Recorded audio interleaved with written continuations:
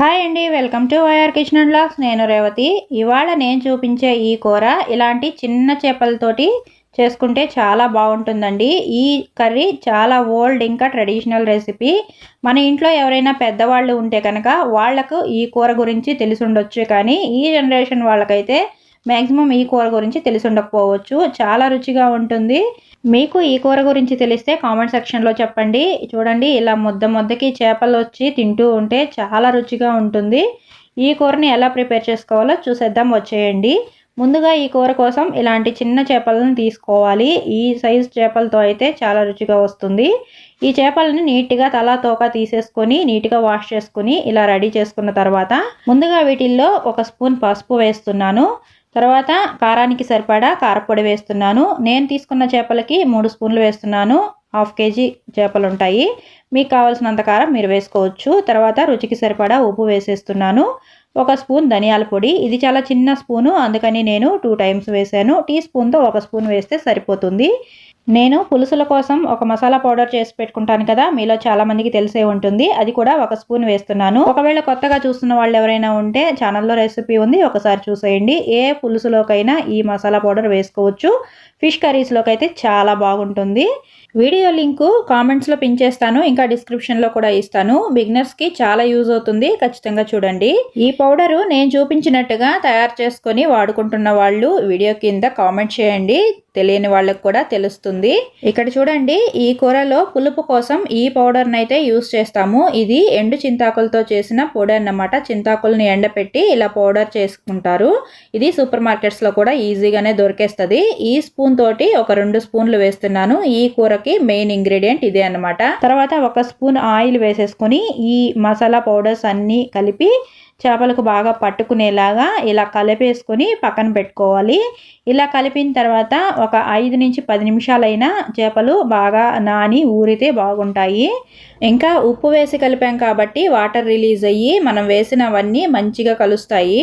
నేను ఈ కూరని ఎప్పుడైనా ఇలా మట్టి కుండలోనే వండుతాను. స్టీల్ గిన్నెల్లో మాత్రం అసలు వండుకోకూడదండి, అడుగున మాడిపోతుంది. ఒకవేళ ఈ మట్టి కుండ అవైలబుల్ లేకపోతే తెల్ల గిన్నెలో వండుకోవచ్చు, కానీ అడుగును చాలా మందంగా ఉండే గిన్నెలు అయితే తీసుకోవాలి. ఇప్పుడు దీన్ని పొయ్యి మీద పెట్టుకొని పోపు కోసం ఆయిల్ వేసుకుంటున్నాను. ఈ కూర కోసం ఆయిల్ కొంచెం ఎక్కువే వేసుకోవాలి, అప్పుడే బాగుంటుంది. ఇలా ఆయిల్ వేడెక్కిన తర్వాత ఇప్పుడు ఇందులో కొంచెం ఆవాలు, కొంచెం జీలకర్ర, సన్నగా తరిగి పెట్టుకున్న ఒక 2 ఆనియన్స్ తీసుకున్నాను, పెద్ద ఆనియన్స్. అవి కూడా ఇందులో వేసేస్తున్నాను. ఈ ఆనియన్స్ బాగా బ్రౌన్ కలర్లోకి వచ్చేలాగా వేగాలన్నమాట. ఆనియన్స్ ఎంత వేగితే కూర అంత రుచిగా ఉంటుంది. ఇవి వేగుతున్నప్పుడే కాస్త కరివేపాకు కూడా వేసేసుకుని వేయించుకుంటున్నాను. చూస్తున్నారు కదా, ఆనియన్స్ ఇలా కలర్ మారే వరకు వేగిన తర్వాత ఇప్పుడు ఇందులోకి టమోటా ప్యూరీ వేసుకుంటున్నాను. నేను ఒక 3 పెద్ద సైజు టమోటాలను తీసుకొని ఇలా మిక్సీకి వేసుకొని గుజ్జులాగా చేసుకున్నాను.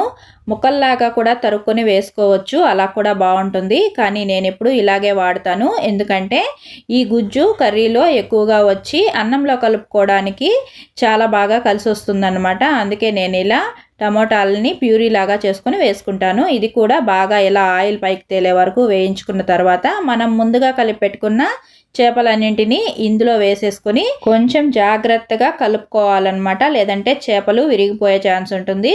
కాబట్టి కొంచెం జాగ్రత్తగా ఇలా మొత్తం కలిసేలాగా ఒకసారి బాగా కలిపేసుకోవాలి. ఇప్పుడు కలిపేసుకున్న తర్వాత దీన్ని అంతటిని కుండలో ఇలా నీట్గా స్ప్రెడ్ చేసుకొని సెట్ చేసేసుకోవాలి.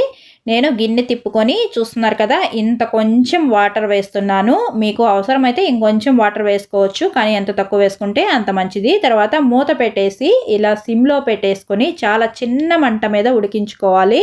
అప్పుడప్పుడు మధ్యలో మూత తీసి ఇలా గిన్నెనే తిప్పుకొని కలుపుకోవాలి, కానీ గంటె పెట్టి కలపకూడదు, ఎందుకంటే చేపలు విరిగిపోతాయి. మధ్య మధ్యలో ఇలాగే కలుపుకుంటూ చిన్న మంట మీద మొత్తం ఉడికే వరకు ఉడికించుకోవాలి. తర్వాత స్టవ్ ఆపేసుకున్న తర్వాత మూతని ఇలా కాస్త పక్కకి పెడితే ఆవిరి నీళ్లు కూరలో పడకుండా ఉంటుంది. ఇలా కుండలోకి చేసుకోవడం వల్ల ఈ కూరని ఇందులోనే ఉంచేయచ్చు, వేరే గిన్నెలోకి తీయాల్సిన అవసరం లేదు. కూర చూడటానికి కలర్ఫుల్ గా కనిపించకపోవచ్చు, కానీ తింటుంటే మాత్రం చాలా రుచిగా ఉంటుంది. నాకైతే చూస్తుంటేనే నోట్లో నీళ్లు ఊరిపోతున్నాయి. చేప కూడా పర్ఫెక్ట్ గా ఉడికిపోయింది.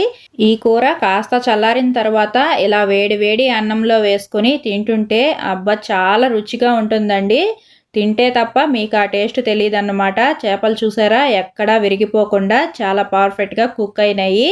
చూడండి ముద్ద ముద్దకి ఇలా చేప తగులుతూ నోట్లో పెట్టుకుంటూ ఉంటే స్వర్గమే అనుకోండి, అంత రుచిగా ఉంటుంది ఈ కర్రీ. నాలాగా ఈ కూరని ఇంత ఇష్టంగా తినేవాళ్ళు ఎవరైనా ఉంటే కామెంట్లో ఖచ్చితంగా షేర్ చేసుకోండి. నాకైతే ఈ కూర చాలా ఇష్టం, చాలా బాగుందండి. మీరు కూడా నేను చేసినట్టే చేస్తారా లేదంటే వేరే పద్ధతిలో చేస్తారా అది కూడా కామెంట్ చేయండి. మీరు ఒకవేళ ఫస్ట్ టైం చూస్తుంటే కనుక నేను ఫస్ట్ టైం చూస్తున్నాను ఇంతవరకు తెలియదు అని కామెంట్ చేయండి. కామెంట్స్ తర్వాత ముందు వండిందంతా నువ్వే తినేస్తావా ఇంట్లో వాళ్ళకు ఉంచుతావా అనుకుంటున్నారా? అంత బాగుందండి. వీడియో నచ్చితే లైక్ చేసి ఛానల్ని సబ్స్క్రైబ్ కూడా చేసుకోండి. మరో మంచి వీడియోతో మళ్ళీ కలుద్దాం. Bye friends.